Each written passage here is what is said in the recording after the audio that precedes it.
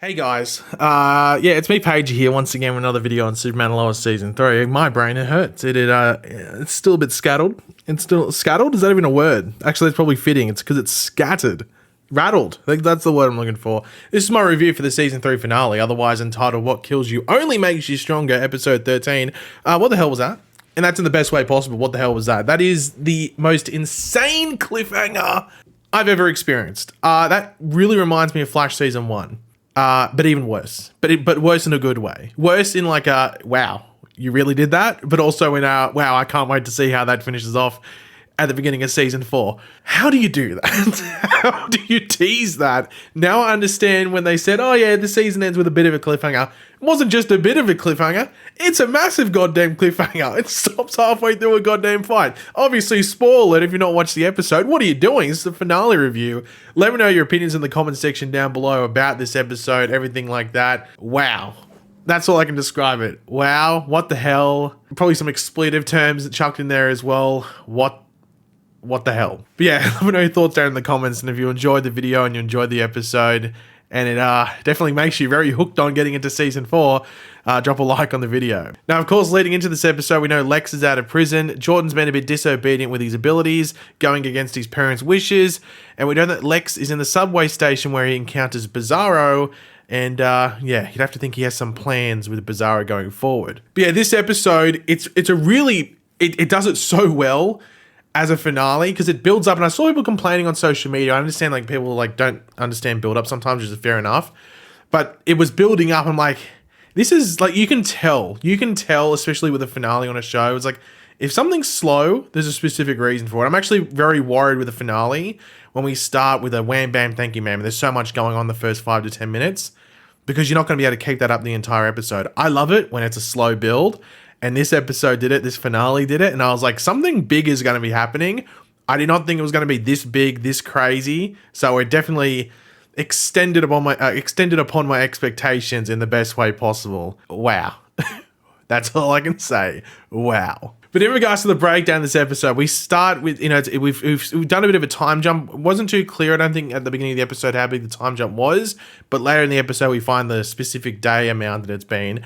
But we're at the end of the school year, roughly. It's rolling around, and there's like this like meteor shower viewing event that's being organized within their town.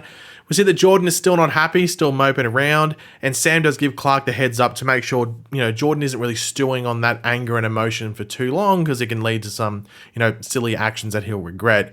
With us also seeing that Chrissy is now pregnant, and Kyle does propose to her later in the episode. So it was sort of like, halfway through the episode, I was thinking, okay, this sort of feels like 50% season finale. That was sort of leading into like, you know, Superman, Lois, and the kids. And it also felt a bit series finale-ish, because like it felt like it might have been wrapping up the characters, but I feel like it doesn't actually really do that come the end of the episode. So I'll be very interested to see what Season 4, how they wrap up the characters that are, you know, leaving, or at least not going to be very prominent next season. But I think at least it plants a seed where those characters can sort of be like, you can address where they are if they're not showing up next season and stuff like that. Now, we do get Clark and Lois getting busy, if you know what I mean, which is a big step forward for Lois in regards to her, you know, confidence and everything like that. With them also planning a family trip with the boys to Italy, where they, you know, like to stop off to get busy. Not doing it at the same time, hopefully, but yeah, just that same location. Now, we do have John, which sort of maybe sets up where his character goes. We get him getting an offer that would take himself and Natalie to Metropolis to work with the DOD. And throughout the episode, like obviously throughout the season, so we've seen like John and Lana's relationship building. And this episode, you know, this move would, you know, become an irritant or a bit of a roadblock for that. So there is a bit of a makeout session, which was very steamy. I was like, oh, goodness me, they've definitely got a bit Riverdale with that makeout session. But I was like, fair enough, go for it. Now, while meeting up with Chrissy, Clark does hear, you know, with his super hearing that Judge Reagan, I think her name is, Reagan, I think it's Reagan, I think it's pronounced Reagan, the one that helped, you know, Clark and Lois early in the season with some of that Bruno information, that she's been murdered, and it's actually sort of around the area of the Daily Planet. So Lois is sensing as this being a warning from Luthor, but also the worry is what else he's going to do. And we find out what he's planning, but it's not really towards Lois specifically, though it does involve her at the, you know, the same time.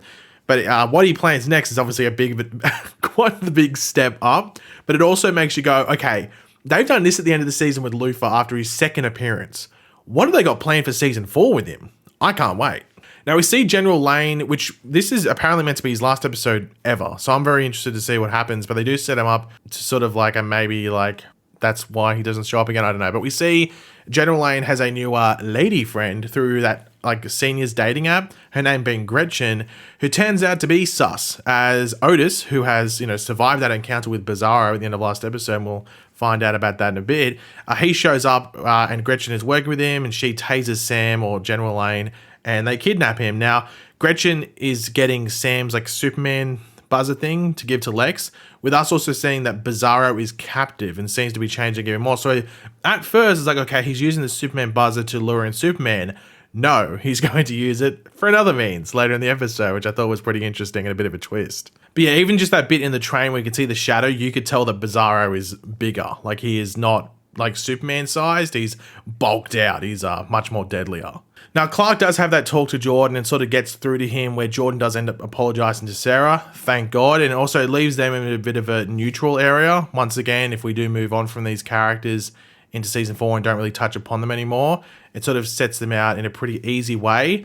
That's why I felt like this episode was like 50% series finale, 50% season. And though I don't think it fully wrapped up the characters, it leaves them to the point where if we don't see them again, I think we've got everything wrapped up, or at least we can imagine where their lives go past this point. But obviously that's for us to wait when season 4 rolls around. Now, we actually do find out the specific time frame of, between last episode and this episode, and it's been exactly 33 days since the end of last episode. And we see what happened after Bizarro, leaped or jumped at Otis, and we see that he has his ear ripped off. He had bandages when he took General Lane, but I wasn't too exactly sure what the injury was. But his ear is literally ripped off by Bizarro, like flops on the floor and everything. Pretty gross. But Lex does take down Bizarro with an X-Kryptonite powered gun, which I assume would be the case, because I'm like, how are you going to defeat this guy? It's going to have to be some X-Kryptonite stuff. And this actually kills Bizarro, and then Lex does it again. When Bizarro comes back, like gains consciousness again, and Lex can see that every single time he is being killed, Bizarro is like changing and evolving and getting stronger each and every single time. So now Lex has a plan, and this is when we get that death, I'm going to call it like a death montage, like a death loop montage, just constant killing, just over and over of Bizarro to this like metal music, and just via a multitude of X-Kryptonite powered or influenced weaponry. So it's like axes that have like X-Kryptonite, I don't know if it's like dripped on the blade or it's like encrusted on the blade, and like a chainsaw and other guns, and it was crazy, and just all this blood. It was like disgusting at the same time, and it was like really cool as well. It's a different way to just get to that next level and keep doing this. But of course, this is all leading to a take on Doomsday. So turning Bizarro into Doomsday, that Kryptonian physiology, really, really cool. Now, we do have Clark as Superman intercepting Luthor as he is on his way back to Smallville. And this is where Lex actually calls in Bizarro with the Superman buzzer. And though we get a bit of a glimpse at it earlier on, we can see him fully evolved now into Doomsday, looking full on Doomsday, but having the Superman like Bizarro crest on his chest. And he looks really good. Like, this looked really, really good for TV, especially when everyone questions like how much budget and stuff the show has and stuff. They went full on. They went full on with this, and the CGI looked really good, at least in my opinion, with Doomsday. And even just the size difference. I like the fact that he wasn't just like the same like height and like bulked out, but he actually like grown taller and everything.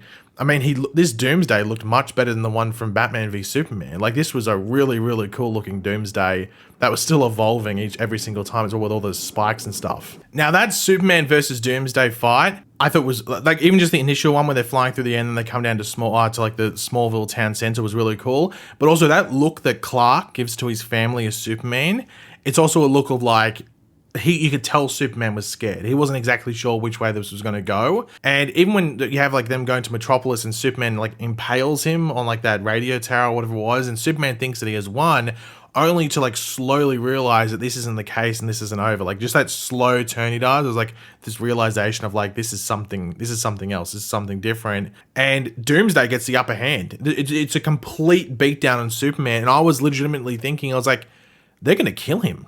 Like, they're going to kill Superman. Like, I think most of us watching would be like, that's going to be where we leave this season. And next season's going to be almost like something like post-Superman and some revival thing.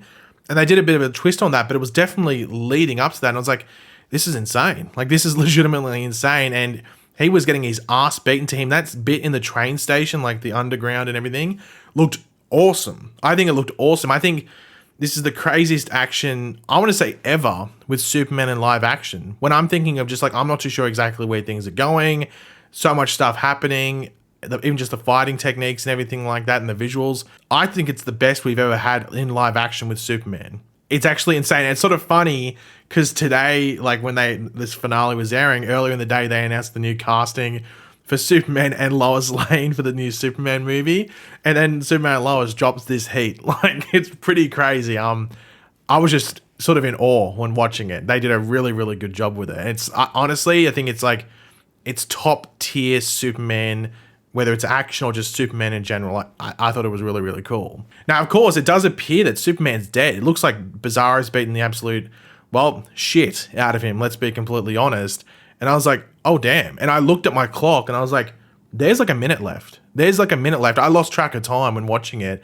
And just because it slowed down a bit, I looked at the clock and I was like, there is like a minute or less than a minute left in this episode. What's going to happen? And it looks like he's dead. And we get like this montage of all the family moments from this season that Clark would be like, just reminiscing about in his head. This bringing Superman back, and he gets some payback on Doomsday. This taking us to the goddamn moon. We went to the moon in this episode. We had Superman versus Doomsday on the moon. And that's not even the bit. Like, it's just crazy they're on the moon. I wasn't expecting that. At least it's smart. Take them to the moon. Don't take them back down to Earth where there's civilians. Do it all on the moon. But then we get them flying at each other. By the way, Doomsday like rips off some of his own like spikes to use as like knives or something like that. But that's where it ends. That's the cliffhanger. Those two flying at each other. What the hell? It's very reminiscent of the season 1 Flash finale. I think I said it earlier in the video. That's all I could think of, but I knew that was going to happen because when I looked at my clock, that was when they were flying up to the moon. I was like, this is going to end on a goddamn cliffhanger. It's going to be really frustrating. And it wasn't. That's obviously what happened. That was the case. But all I can just say is, what the hell? What a cliffhanger. A great build up to that. I think the finale as a whole wasn't an amazing finale. But I mean, look, we got a cliffhanger. So it's meant to be this thing where I guess the season 4 premiere plays off that. I would assume so. Now I'm trying to think what even happens at the beginning of season 4. Does the beginning of season 4 start with this? Or do we pick up like 1 month later and then we just get a I don't know what's going to happen. I'm actually very interested to see what they do. Maybe they didn't even exactly know what they want to do. Whew. I can't wait to see what happens. But that's the thing. Imagine if this show was not renewed. Imagine if it ended at season 3. This would be the most blue ball, ridiculous cliffhanger of all time. It'd have to go to like the top 3 cliffhangers of all time to not get a resolution. It would have been excruciatingly painful if we didn't get a resolution. So thank God we're getting season 4. But I can't wait to see how it's wrapped up and what the season 4 premiere holds, because they've hooked us. How long is it going to take until we get reeled in and we get to see what the conclusion is? I can't wait. But yeah, overall, I think this was a solid finale for the season, at least building up to what we got at the end and what it's going to lead into season 4. As I said, if we don't, I think it did a decent job wrapping up the characters that are potentially not coming back next season. Obviously, we know they're not going to be regulars, but we don't know exactly like who's coming back for certain episodes and stuff like that. So I think it does a decent job wrapping up most of the characters, at least to the point where if we don't see them again, we're fine with that. Except for maybe John and Natalie. Maybe just John and Natalie, or at least John specifically. So yeah, I can't wait to see what happens there. But yeah, God, I can't wait to rewatch this. I'm hyped, especially the last like 15, 20 minutes of this episode. Top tier. Can't wait. But yeah, guys, thanks for watching. Hopefully you enjoyed the video. If you did, be awesome if you drop a like on it to show support as well as the episode. Let me know in the comment section down below your various thoughts on this. What are your theories into season 4? Do you think Superman's gonna die? And that's like a thing? We think, oh, he survived, and then he actually does die. I know. Let me know thoughts. Let me know your thoughts down there in the comments. And of course, if you are new to the channel, make sure to subscribe, and I'll catch you guys later. Goodbye.